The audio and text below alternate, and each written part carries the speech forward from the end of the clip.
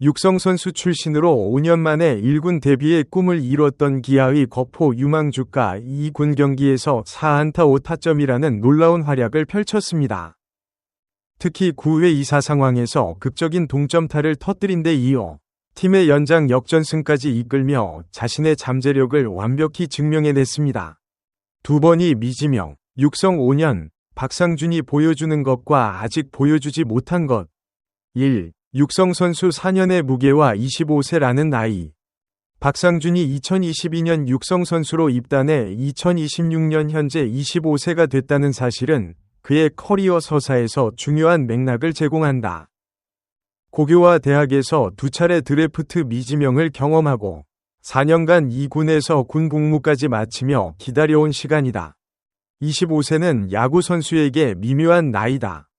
포지션에 따라 다르지만 타자의 경우 신체적 전성기가 27에서 30세 구간에 오는 경우가 많다는 것이 메이저리그 데이터의 일반적 경향이다. KBO에서도 유사한 패턴이 관찰된다.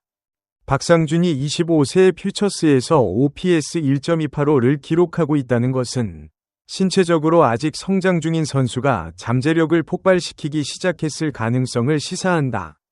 동시에 25세라는 나이는 아직 늦지 않았다와 더 이상 기다릴 시간이 없다 사이의 경계에 있다. 육성 선수의 정식 선수 전환, 그리고 1군 안착까지의 경로가 얼마나 빠르게 이루어지느냐가 그의 커리어 전체 형태를 결정짓는 변수가 된다. 2. 퓨처스 4할 4푼 9리의 맥락, 수치를 어떻게 읽어야 하는가? 15경기 49타수 22안타, OPS 1.285라는 수치는 퓨처스 수준에서도 압도적인 숫자다. 그러나 이 수치를 어떻게 해석할 것인지에 대해서는 여러 층위의 고려가 필요하다. 첫째, 표본의 안정성이다. 49타수는 타율이 안정적으로 수렴하기에는 여전히 부족한 분량이다. 야구 통계에서 타율 관련 지표가 의미 있는 신뢰 구간을 갖기 위해서는 최소 200타수 이상을 요구하는 시각이 있다. 현재 수치가 실력의 상한인지 아니면 지속 가능한 성과의 반영인지는 더 많은 타석이 필요하다. 둘째, 1군 7경 기와의 대비다. 박상준은 1군에서 17타수 3안타, 타율 0.176을 기록하고 2군으로 내려왔다. 같은 선수가 2군에서 4할 4푼 9리를 치고 1군에서 1할 7푼 6리를 기록한다는 것은 단순히 컨디션의 문제가 아닐 수 있다. 1군 타자들의 수준, 배터리의 데이터 분석, 그리고 박상준 자신이 1군 압박 환경에서 어떻게 반응하는가의 차이가 이 간극을 만들었을 것이다. 셋째, 4홈런 24타점이라는 장타력은 단순한 컨택 능력이 아닌 파워의 실제를 보여준다. 이것은 컨디션과 표본의 문제와 다른 차원의 정보다. 홈런을 치는 물리적 능력 자체는 상대가 달라진다고 갑자기 사라지는 것이 아니기 때문이다. 3. 1군과 2군의 성적 격차, 구조적 원인 분석. 박상준의 1군 타율 0.176과 2군 타율 0.449 사이의 간극은 크다. 이 격차를 만드는 요인들을 살펴보는 것이 그의 성장 가능성을 판단하는 데 핵심이다. 가장 직접적인 원인은 배터리의 데이터 활용 방식이다. 1군 포수와 투수진은 새로운 타자에 대한 데이터를 빠르게 수집하고 약점을 공략하는 능력이 2군보다 정교하다. 박상준이 1군에서 6볼 넷 6삼진을 기록한 것은 상대 배터리가 그를 어떻게 공략했는지를 보여준다. 볼넷이 많다는 것은 성구안은 어느 정도 작동했다는 신호지만 삼진도 같은 수이기 때문에 스트라이크 존 안의 공에 대한 대응에 어려움이 있었다는 해석도 가능하다. 두 번째 원인은 심리적 압박의 차이다. 1군 데뷔 전의 긴장감과 2군의 익숙한 환경에서의 타격은 본질적으로 다른 심리적 조건을 만든다. 특히 오랜 기다림 끝에 기회를 얻은 선수일수록 결과에 대한 집착이 타격 메카닉에 영향을 줄 수 있다. 세 번째는 타격 스타일의 1군 적응 문제다. 장타력이 강점인 타자는 1군 수준의 구위와 무브먼트에 처음 노출됐을 때 어떤 공을 노릴지에 대한 전략 재정비가 필요하다. 2군에서 통하던 타이밍과 접근법이 1군에서는 수정이 필요할 수 있고 이 적응 기간이 초기 부진으로 나타나는 경우가 많다.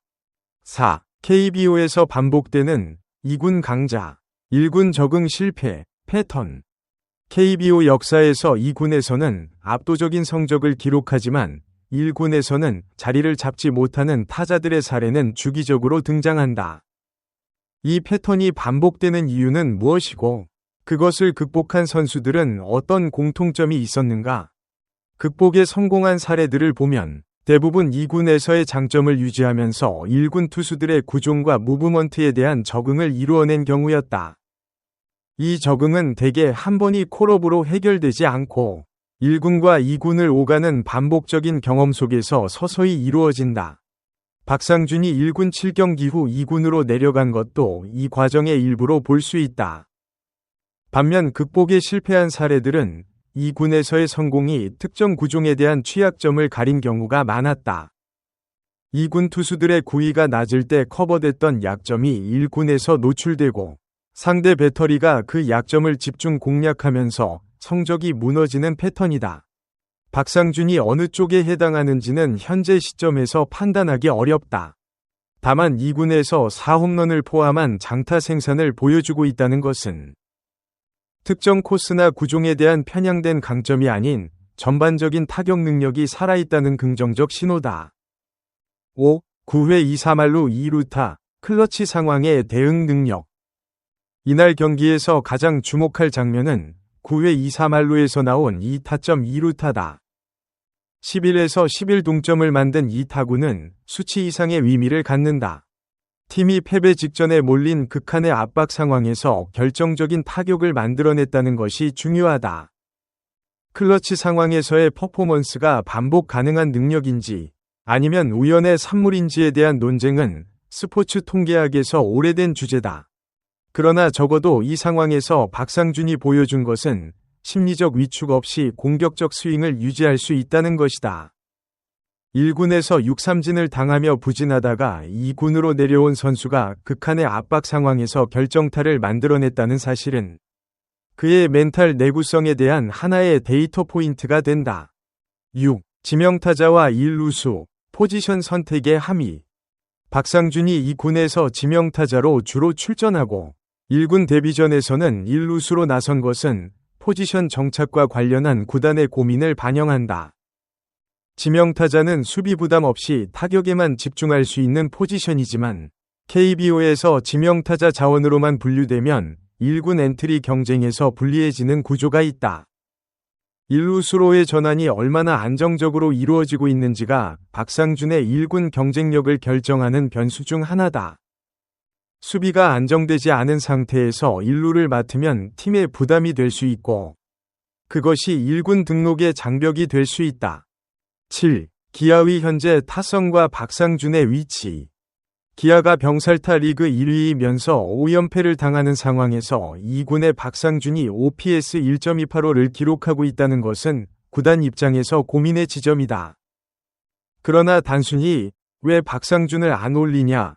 는 질문보다 더 중요한 것은 박상준이 1군에서 지속적으로 기여할 수 있는 준비가 됐는가이다.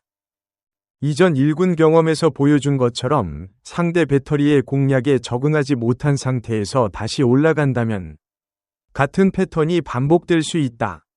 2군에서 충분한 타석을 쌓고 특정 구종에 대한 약점을 교정한 뒤 올라가는 것이 장기적으로 더 효과적일 수 있다. 박상준이 2군에서 현재의 페이스를 유지하면서 무엇을 보완하고 있는지가 다음 콜업의 시점과 성공 가능성을 결정한다. 두 번이 드래프트 미지명, 4년의 육성 생활, 25세의 나이. 박상준의 서사는 아직 완성되지 않았다. 퓨처스의 수치는 그 서사의 방향을 가리키고 있지만 그 방향이 실현될지는 아직 열린 질문으로 남아있다.